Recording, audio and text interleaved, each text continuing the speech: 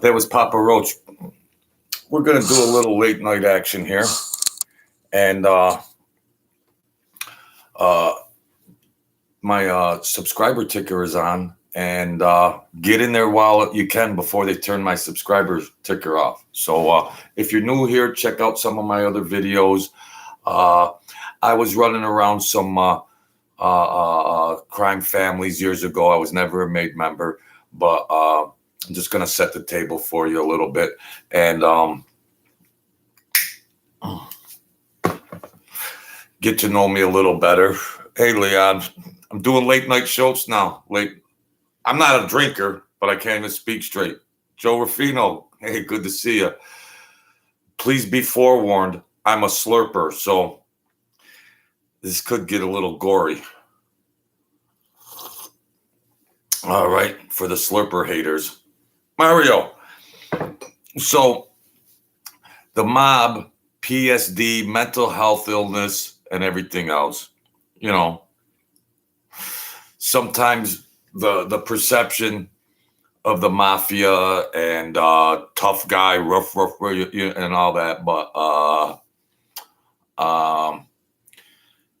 mental illness, mental health problems while they're currently in the life, and then PTSD pro mafia life. Couple old timers suffering from it. My godfather was an assassin. Later on in life, talking, and I mean, he was very well spoken, spoke eloquently, smart, but when he got older, he opened up to me, and nightmares and waking up, and because I would notice sometimes I'd say, Mickey, what's wrong, and he'd say, no, I didn't get a good night's sleep or something. And it's like he was having flashbacks of whatever. He did work for hire from different crime families. Hitman. But he was more or less closer to the Colombo family, but he could do, for the money, he'd work for any family. Maybe not, he'd do the work for everybody. But, and even when I was running errands and running around, and I was around the club, and I would talk to guys, and they were getting whacked out, and they knew I had half a brain on my shoulders, and sometimes if I was giving them a ride somewhere, or I had by happenstance was in their presence and we were away from the crew, sometimes they would open up to me and ask me, like, Jojo, why am I a scumbag cheater on my wife? Yeah, I was like, well, I don't want to answer that, Johnny, I don't want to answer that. Do you want me to just give you the street layman's term, or do you want me to give you a Freudian analysis or whatever of why you choose to cheat on your beautiful wife, or like we're Christians, they're Christians, they go to church, and I'm a Christian, and it's like, well, sometimes I do some certain things, Jojo, and I'm gonna go to hell, and so you don't see any of that stuff on TV. You don't see that in movies or whatever. I mean, but it's quite a topic. I mean, to me, it is. You never hear about it. So one day, I'm driving this guy. I mean, he wants to mount up on any woman that he moves, and he's got a beautiful wife, and she's loyal and faithful. She looks like freaking Sophia Loren, and he's a whore master. And it was bothering him. The health was bothering him, and he was like, he had a couple toddies in him. He was feeling a little drunk, and he's going, why am I like that, Joe? Why am I like that? I says, well, maybe you're not marriage material. Maybe you're not husband material. You're high school sweetheart. You got pregnant, blah, blah, blah, and all this and that. And he's like, no, you're going to tell me something. You got to tell me something psychological, because I was pretty well versed in psychology and human behavior and everything else. And he's getting loud. And I'm thinking, this was just supposed to be a little innocent ride. I don't want to cause any conflict, because these guys get a little twisted in their brain, and next thing you know, you know, we're buddy, and then he's got me like this. Yeah, it's like no. So I'm trying to tiptoe around this topic, because he's a no good whore master, and I can't come out and tell him, but he wants to know a reason, a psychoanalytical. He wants psychoanalysis. So fast forward, I break down. I says, well, you know, Johnny, you got low self-esteem. What? He's going, what? You got low self-esteem. You got low self-esteem, and you have to overcompensate. So you have to prove that you're a man by conquering women, as many women as you can, because deep down you have low self-esteem, you have a low ego, and so the way you remedy that is by conquering as many women as you want, because you think of yourself as less of a man, so you overcompensate and you want to screw everything that you see. Oh, geez, Jojo, I'm sorry. Now it's crickets. He's not talking. He's like this. He's thinking about it. And then he looks and he goes, you rotten, and he's going on and on. I said, I don't want to get into it. So he says, all right, Joey, everything's fine. You really think that's the answer? I said, well, I don't know I can't reside in your brain and actually know your thinking apparatus and what's going on actually in your brain. But if I had to guess, I would just say, you think you're God's gift to women, and you don't want it to go to waste. You're a horny pig, and you just want to screw everything out there, and then you feel more like a man. So that's one mental illness. And then another, like my godfather, PTSD, which a lot of these guys turn to drinking and drugs, because I think there was a lot of guilt also. Not just the party factor, fast money, fast women, rock and roll. I think some of them, there's a little guilt factor. Now, I'm not going to try to psychoanalyze everything like the theorists of POJ and Freud and Pavlov and Skinner. I'm not going to try to go through theorists and the theories for human behavior. No, but it's tough that I think there was guilt in there where for some of the things they do, what goes on in the organized crime, and people end up missing. And, I remember years ago when my godfather was telling me something about hanging the guy out the window. He would collect money also for the mob. When people gambled and they lost money, they would hire my godfather, go shake a guy down, get the money, collect, and they would pay my godfather a fee. So I remember he would tell me stories back then in the mix of things, and then and he just shrugged it off and it was no problem. But then later on in life, it was resonating in his brain, and he would be asking me questions as like a 70-year-old, like, how much is a life worth? Because he took lives for uh, uh, a ransom.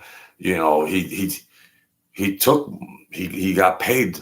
I can't think of the word, but uh, he got paid to kill.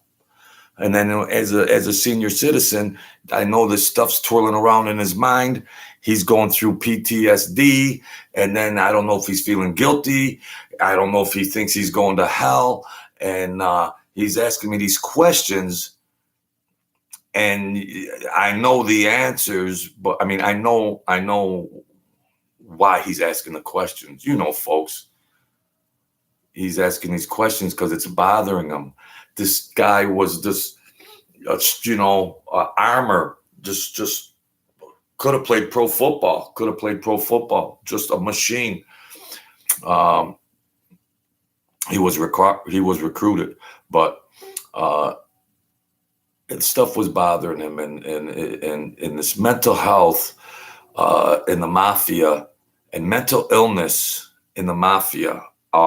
It was. I mean, there's sane people, but then you say, well, you got to be crazy to be in the mafia.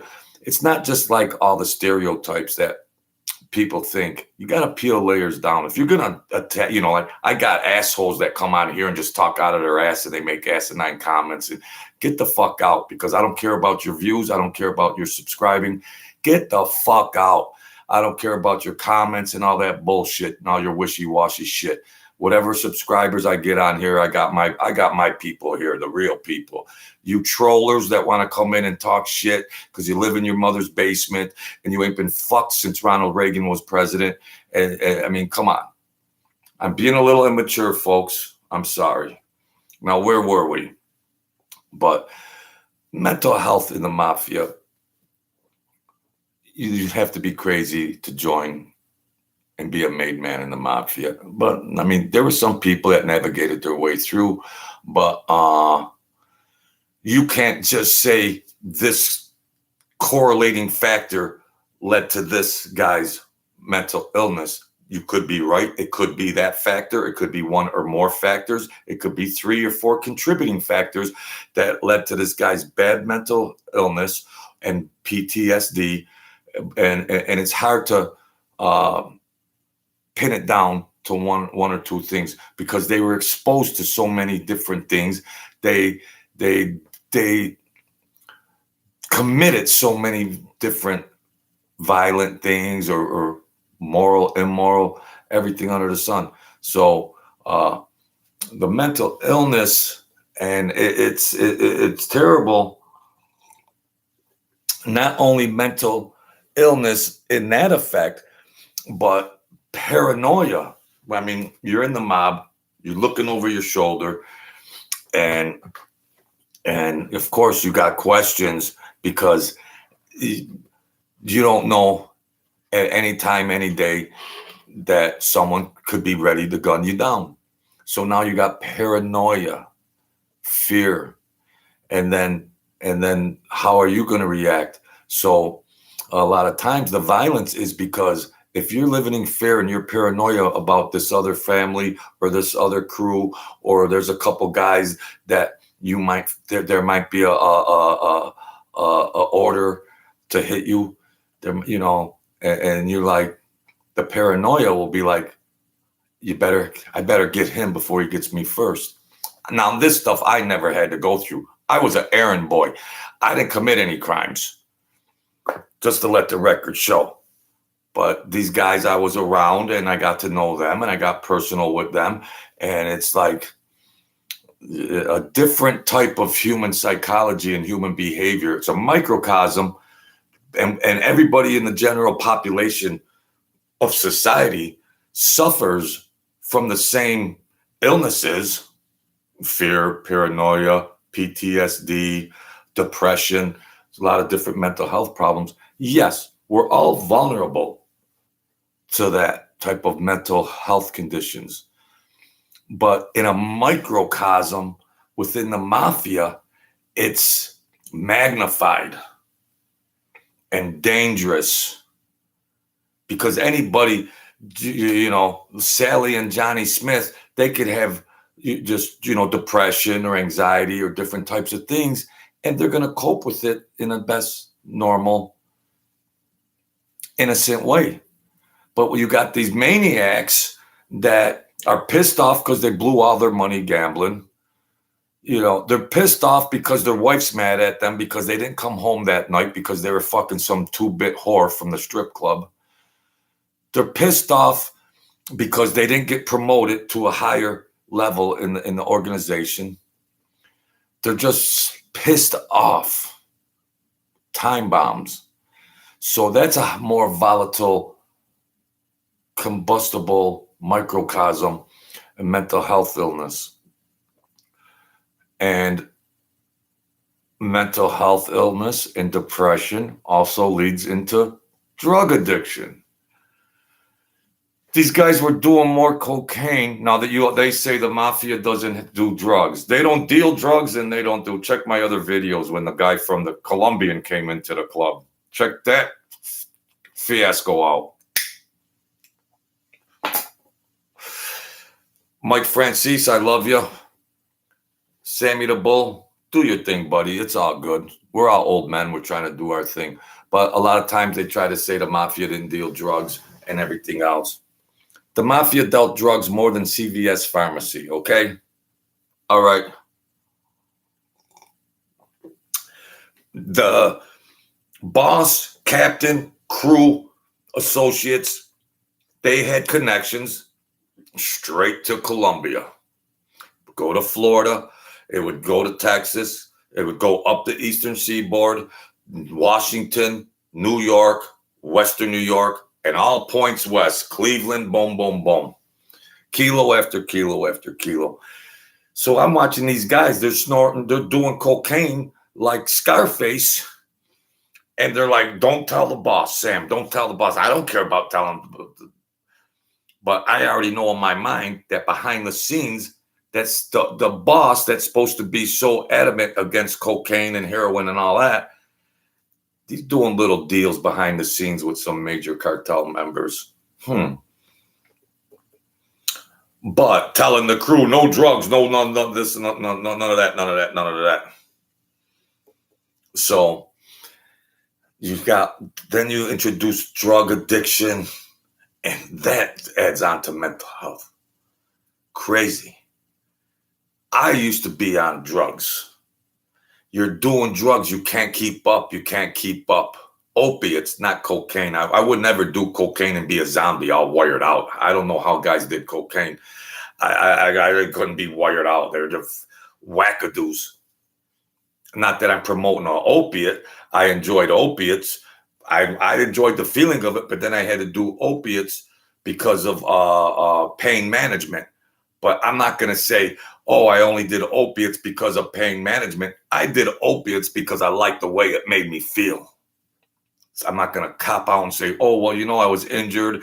I got hooked on drugs because I had some injuries. No, I did drugs because I liked doing drugs till the day I died off of doing drugs, and I came back to life. So I haven't done them since. But them guys in the mafia and those organizations, and another thing about, so when you're on the drugs, you're not in your right state of mind. These guys were on cocaine and other sorts of opiates, but they like to rock and roll.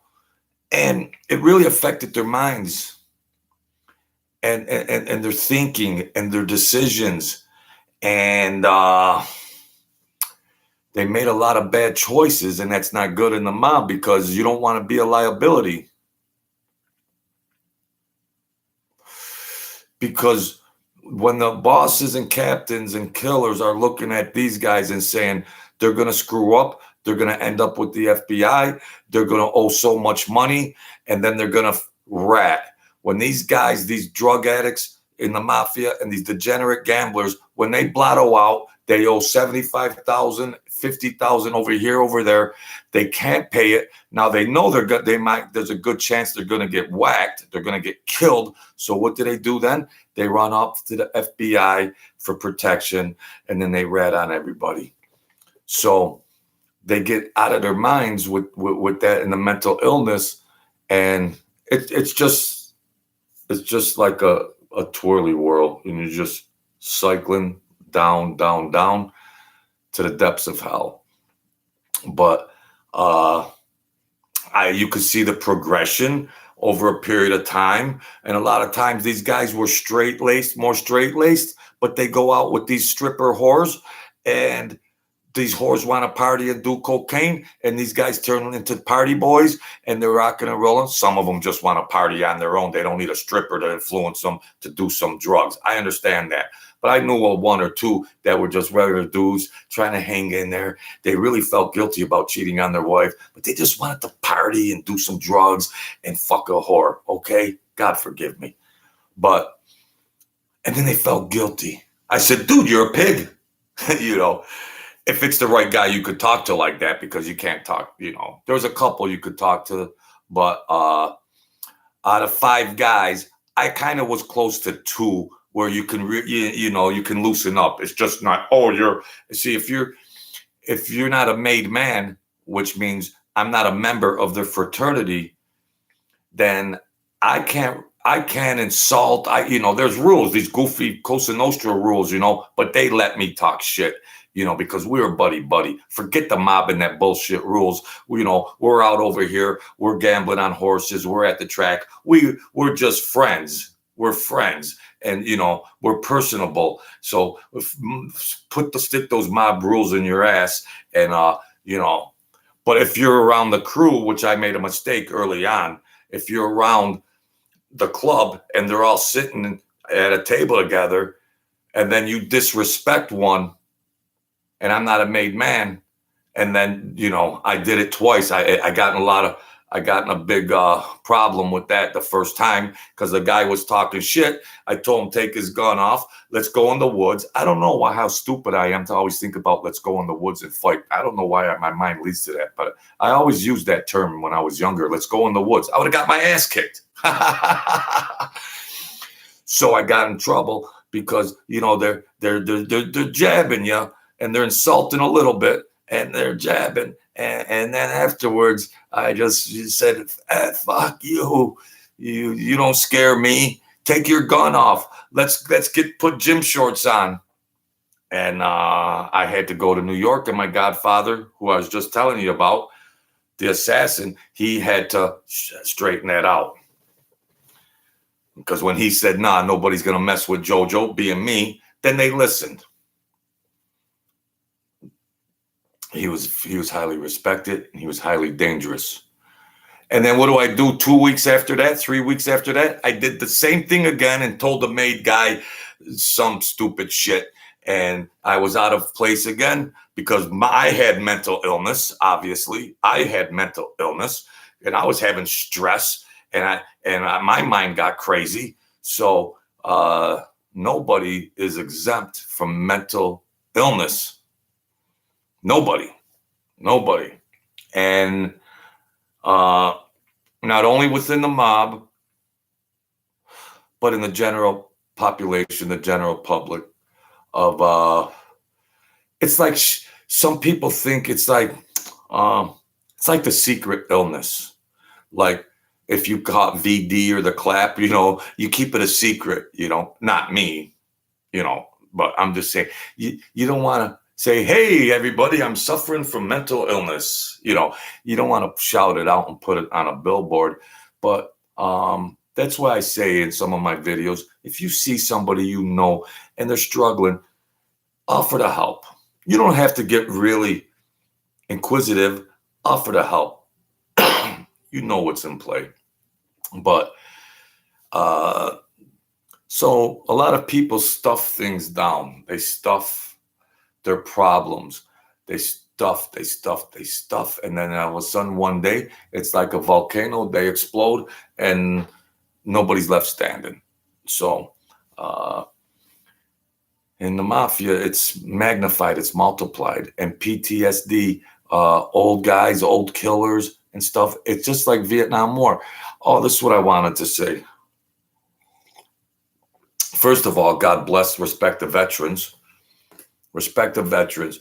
Good close friend of mine, Vietnam War vet. And I had family member, my second uncle, Vietnam War vet, PTSD.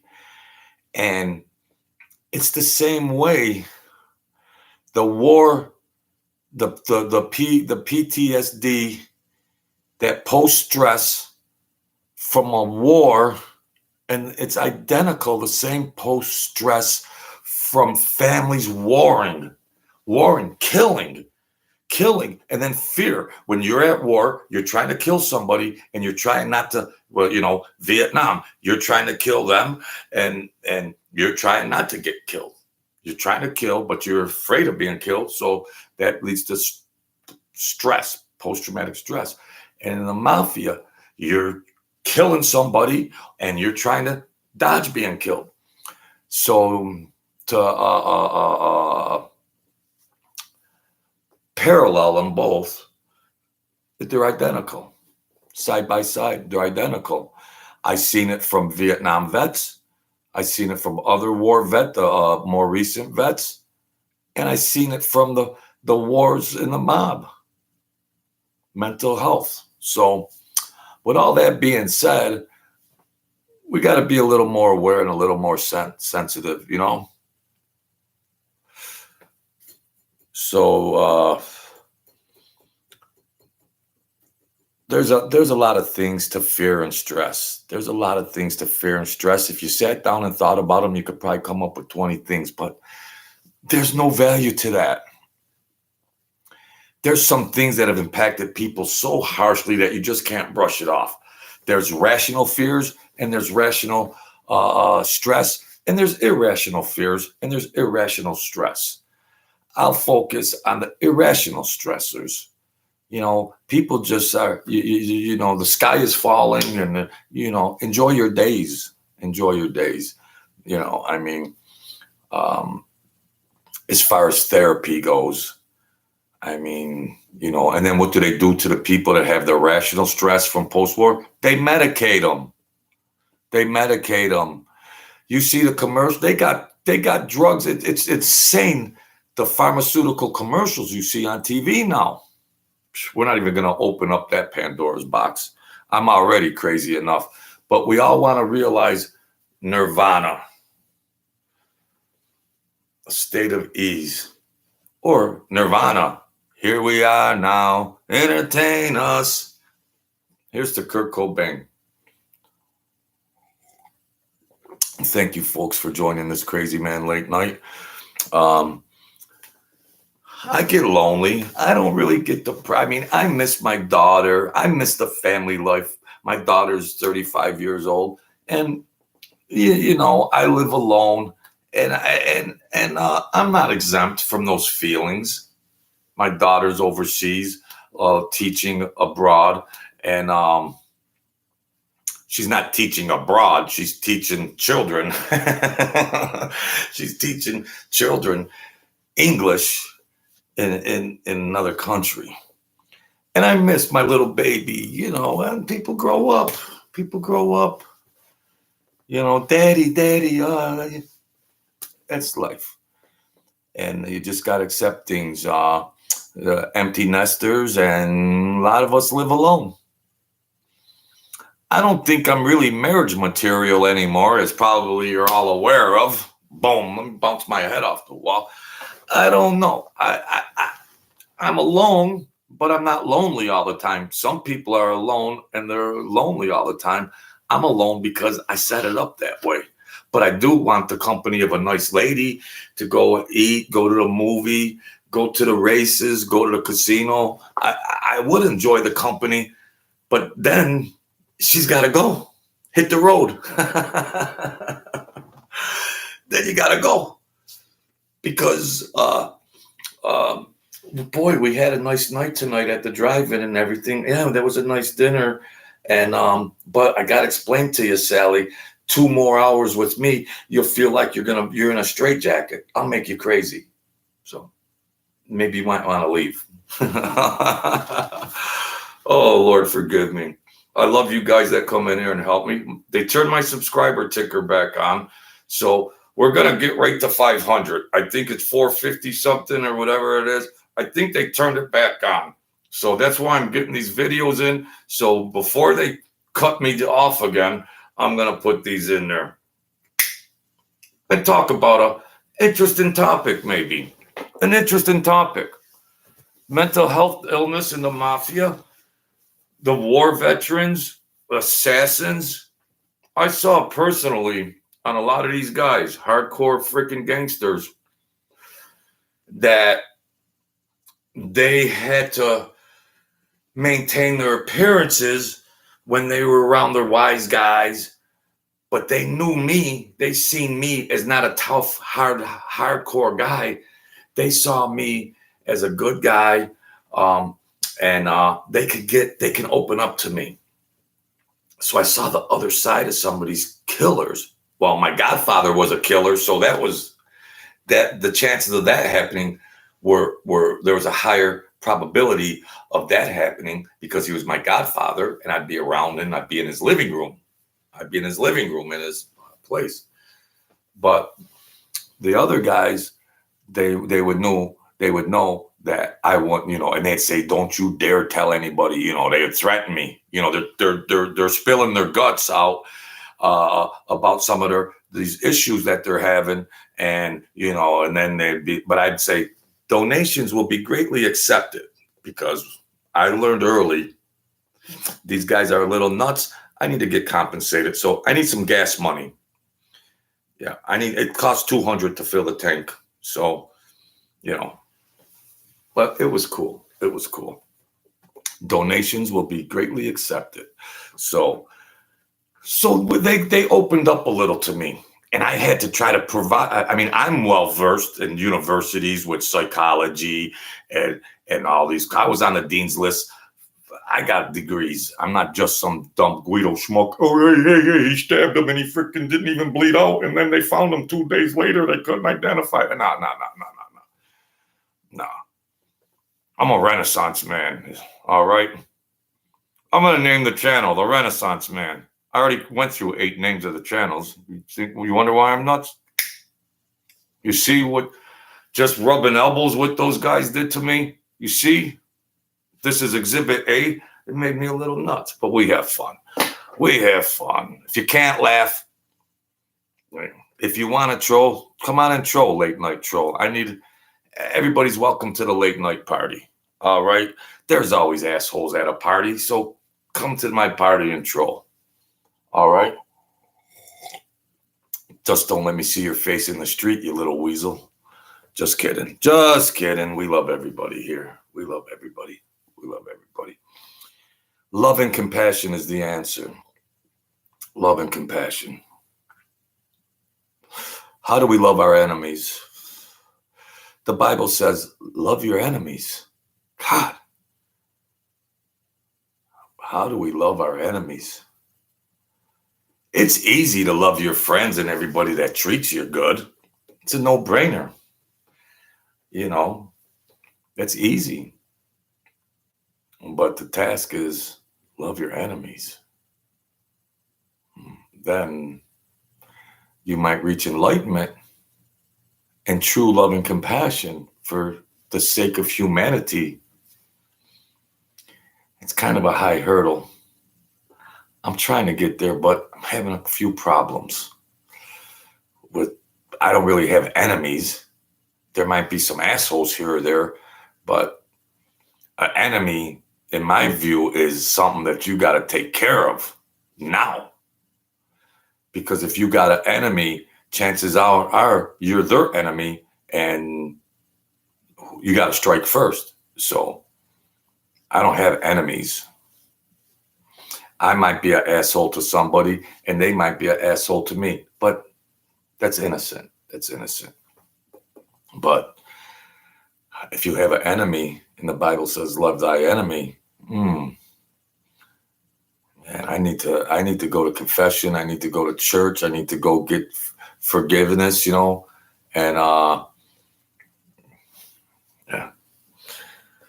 yeah, I talk a lot of shit. I really don't do a lot of sin. I mean, I gamble, I swear. I don't really. I'm 60 years old. I'm pretty relaxed. I mean, it's you know what I mean, folks. You know what I mean. Leon Swan and Mario. I know Joe. I know Joe personally. Good man. He knows. He knows what I went through with drugs and all that. Joe knows. Joe knows. Good man with a good heart. With a good heart. So that's my late night thing.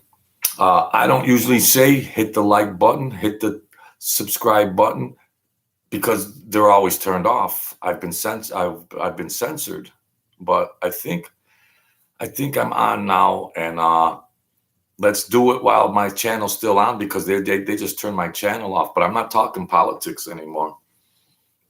No, I'm not talking politics. All that gibberish, Democrat, Republican, blah blah blah blah blah blah blah. It'll just make you nuts. Go out and enjoy your day. Enjoy the summer. Go to the beach. Go to the amusement park. Oh, I've been going to Six Flags all the time.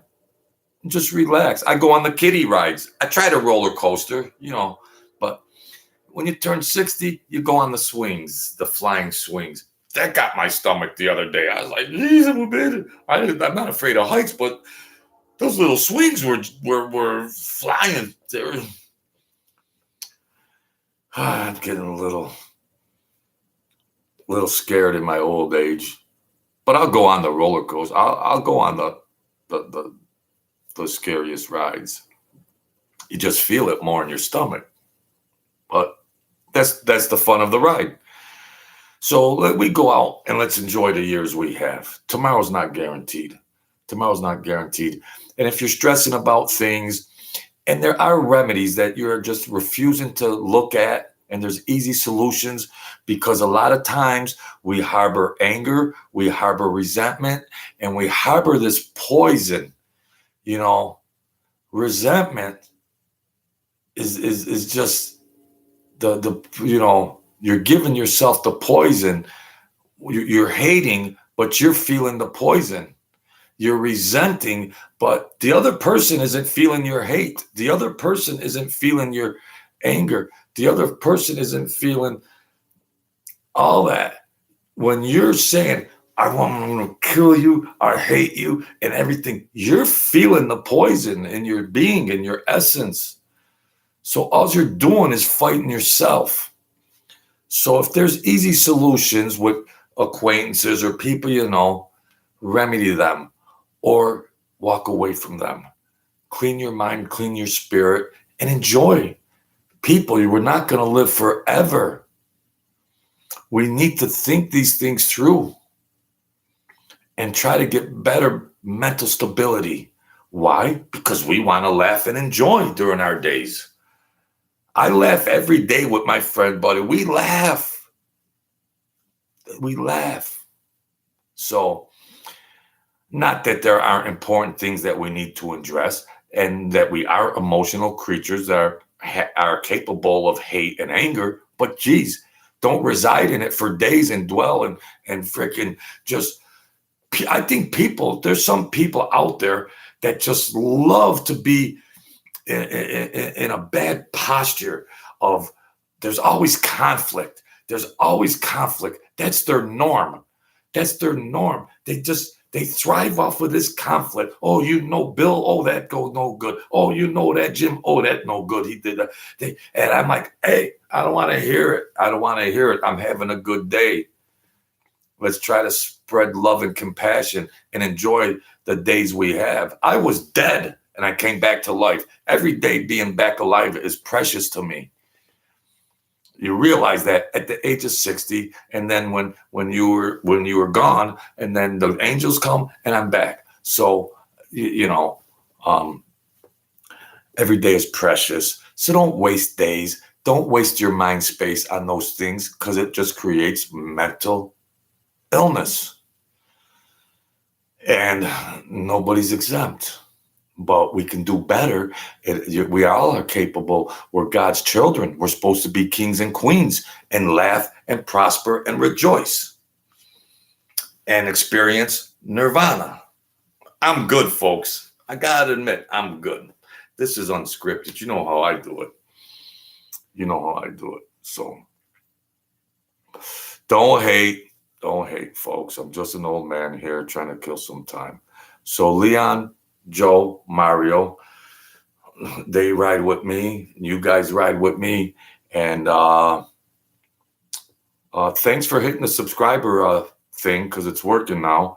So while it's working, let's try to get 500. I mean, I'm never going to be monetized or not, but let's do it together if it's possible. Just let's ride together.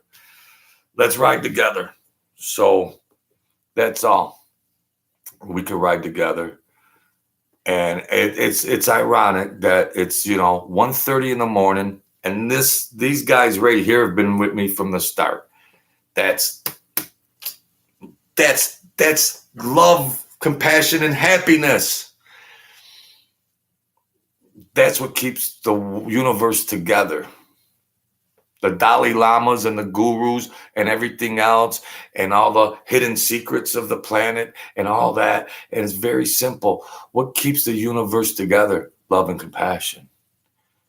We're not gonna dig into that too deep. I'll save that for another video. I'm the new guru, folks. Come join my group. It's a small price you got to pay, but we'll figure out a payment plan. No. If you want to ride with me, it's free. Yeah. Come on and ride with, like Ozzy Osbourne said. I can't think of the real lyrics, but come on and ride with me. It's free, yeah. Boom, boom, boom, boom, boom, boom, boom. You don't need a ticket to ride with me. I'm free, yeah. Boom, boom. Yeah, those are the lyrics. I actually had Ozzy Osbourne in my car one time. It's another story, but we'll get to that some other time. So God bless y'all. Hit the like button, hit the subscribe button, hit the comment button. Oh, there ain't a comment button. Leave me a comment if it's good or bad. Do 2 backflips, do a cartwheel, and tune in tomorrow. So over the mountain by Ozzy. All right. I tell you, these guys ride with me, man. These guys, yep. Mario Mendez on point. I wish I was rich. And guys like this, I would just say, I'll send you a ticket and let's go to the racetrack and eat. And let's, we know each other through this vehicle, but I feel close. These guys have been, they come in and support me and they watch. So there's a more personal level. I'm not a tough, wise guy, Guido. Oh, let's go kill somebody. No, I'm just a mild-mannered guy. And I love and I have compassion. And I wish I was a millionaire because I'd bring everybody in, treats on me, and I'm going to hook everybody up, and we're just going to enjoy life. Those are my dreams. What's so funny about peace, love, and understanding? Elvis Costello. All right, folks. Thank you, everybody that watches this. The topic was PTSD, mental health illnesses, whether it's in the mafia or from war or just everyday stuff that really can get you, distressed. You got to find a way. If you see somebody that's struggling, if you're able to help them, give them a shoulder, give them an ear, and hopefully provide them some support and comfort and some remedies and some possible answers. All right, folks. I'm signing off, and I'm going to keep putting these videos out until they cut my ticker off again. So God bless you all. Thanks for riding with me, and I really appreciate all your support, heart to heart. Thank you, folks.